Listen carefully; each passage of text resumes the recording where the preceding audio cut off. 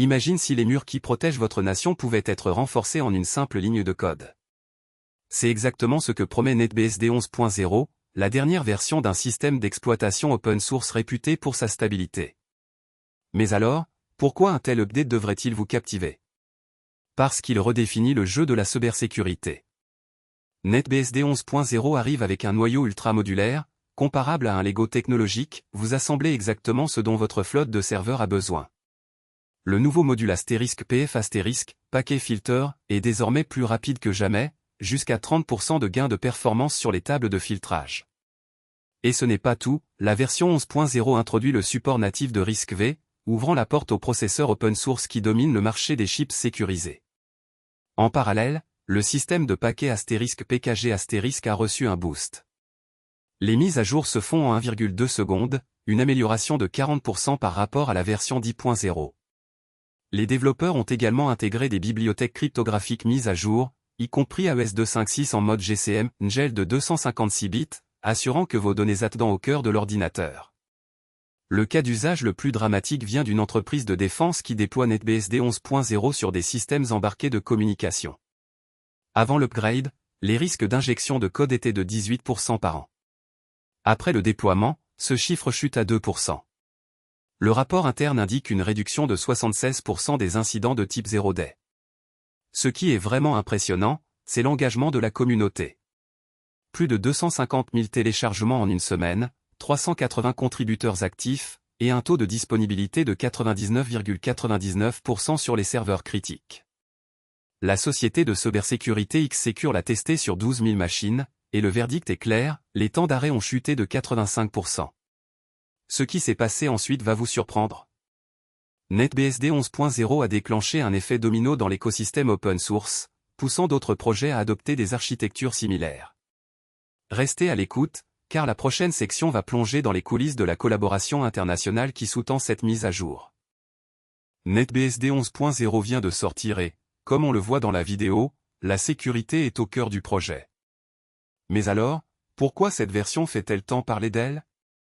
Parce qu'elle ne se contente pas de coller des correctifs, elle repense l'architecture même du système. Premièrement, plus de 200 correctifs de vulnérabilité ont été intégrés. Parmi eux, 57 CVE critiques ont été résolus, dont le fameux CVE 2025124 qui permettait une élévation de privilèges via le gestionnaire de paquets.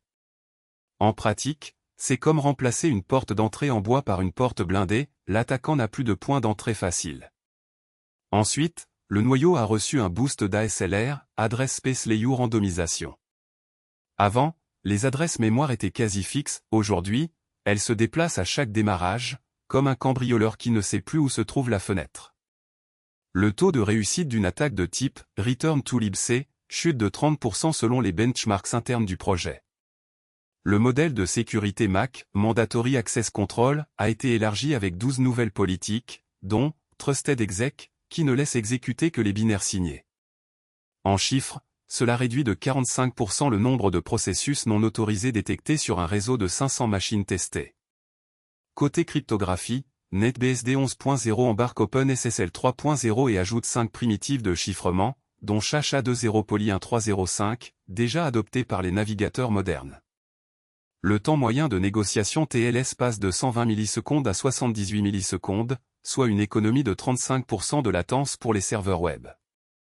Un autre point fort, le nouveau système de vérification de paquets, PKG-SRC Verify, qui compare chaque fichier installé à son HSHA256. Lors d'un audit de 1000 paquets, 12 incohérences ont été détectées, toutes corrigées avant la mise en production. Imaginez un contrôle qualité qui repère chaque défaut avant qu'il n'atteigne le consommateur. Enfin, le projet a introduit le « Secure Level » 2 par défaut, bloquant toute modification des fichiers système une fois le boot terminé. C'est l'équivalent d'un coffre-fort qui se verrouille automatiquement dès que vous quittez la pièce.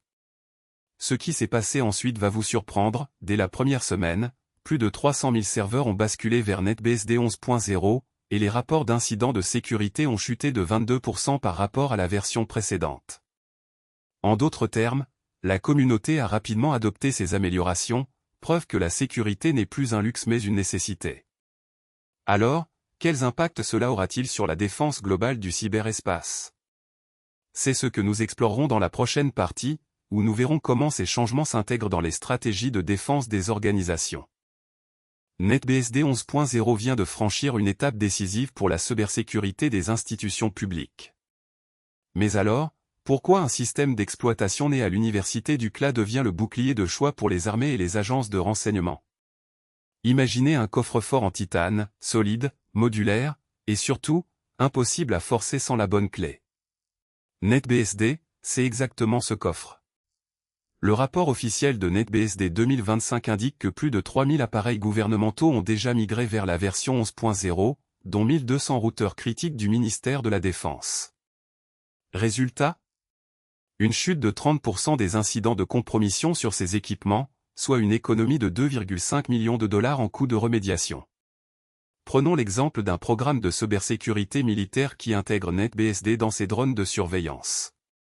Avant la mise à jour, chaque drone nécessitait une reconfiguration logicielle tous les 12 mois. Après l'adoption de NetBSD 11.0, la durée de vie opérationnelle a grimpé à 24 mois, doublant ainsi la disponibilité sur le terrain. Le gain de temps se traduit directement en missions réussies et en moins de vulnérabilités exposées.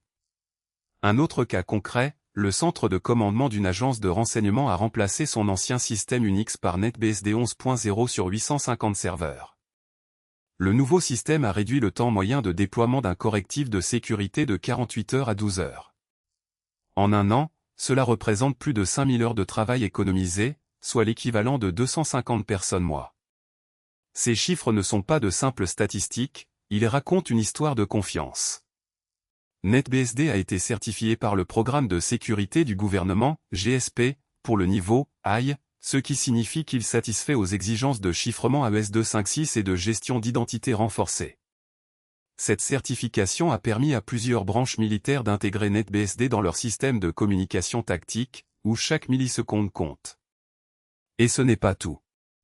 La modularité du noyau, comparable à un Lego géant, permet aux équipes de créer des images sur mesure, ne contenant que les composants indispensables.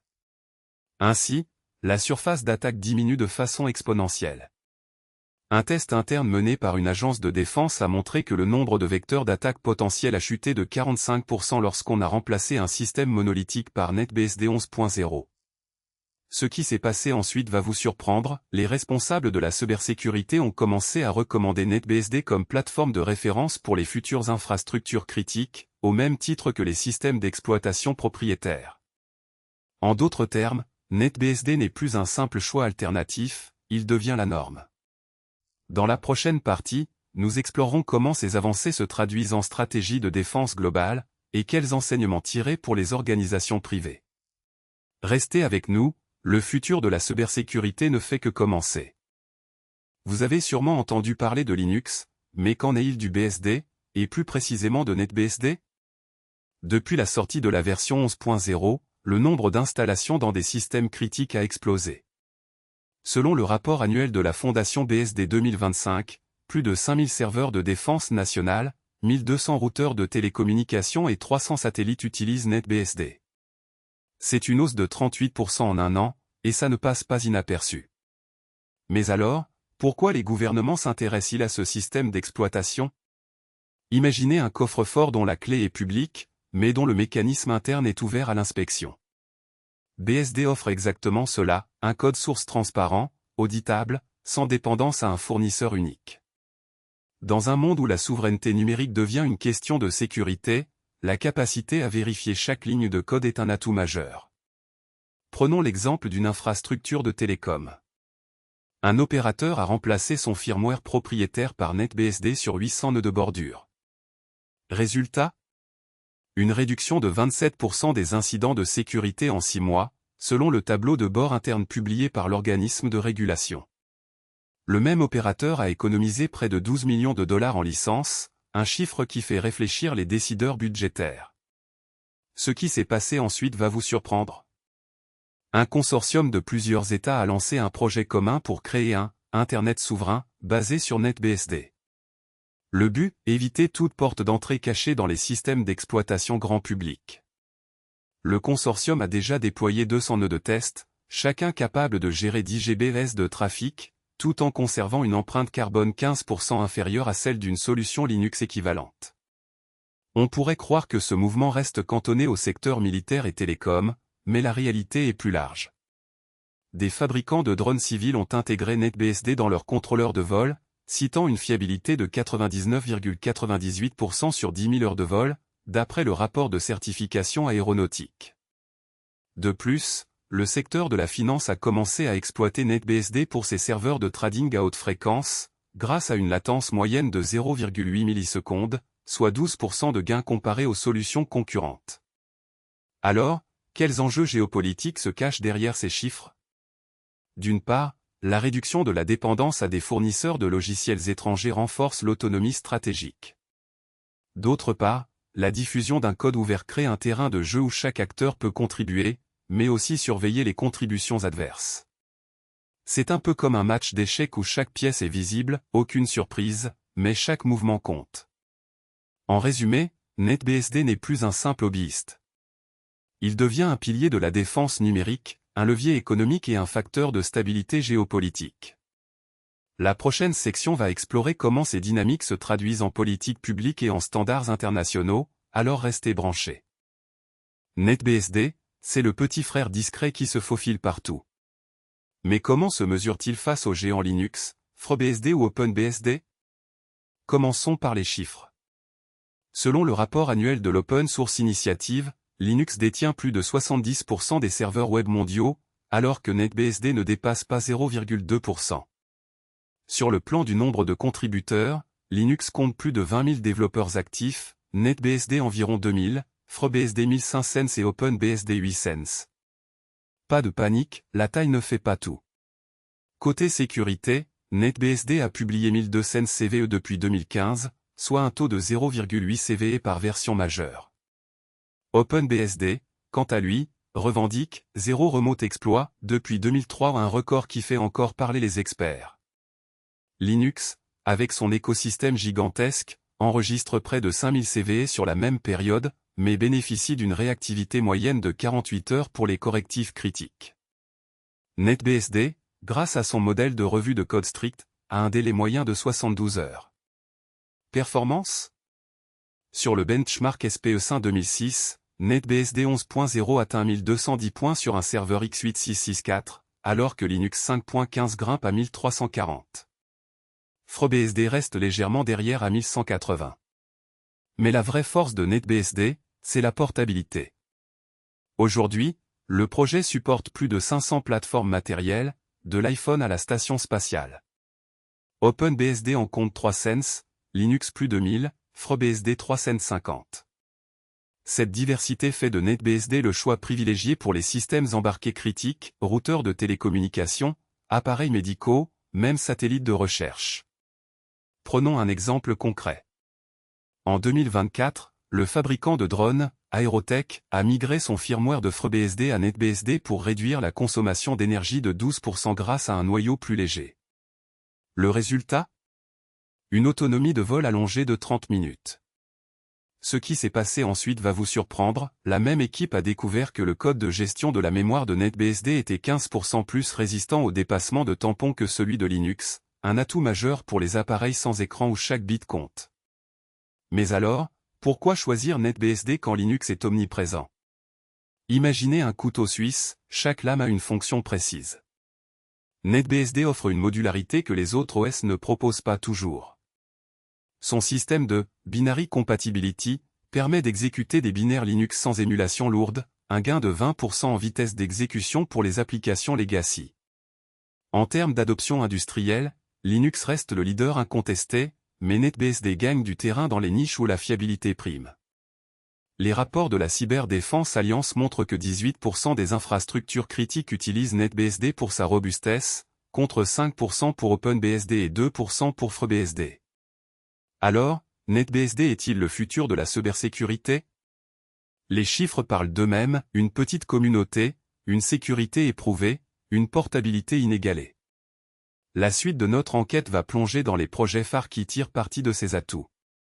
Préparez-vous, car la prochaine partie dévoile comment NetBSD alimente les IA de défense globale. Vous avez vu comment NetBSD 11.0 a renforcé la défense cybernétique globale, mais vous vous demandez, qu'est-ce qui vient ensuite? On y entre sans plus tarder. Tout d'abord, imaginez une armée de serveurs qui ne se contente pas de résister aux attaques, mais qui peut prévenir, détecter et se rétablir en une fraction de seconde. C'est le cœur de la nouvelle roadmap de NetBSD. À la base, ils vont introduire un module de sécurité avancé inspiré de SE-Linux, mais plus léger, un Sandbox 2.0, qui encapsulait chaque processus comme si vous placiez vos données dans un bunker haut-tech. En pratique, vous avez désormais 3 niveaux de confinement sans sacrifier les performances.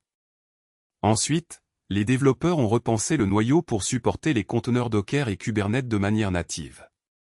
Pensez à un moteur à combustion qui connaît déjà le carburant qu'il doit brûler, c'est la nouvelle couche de virtualisation.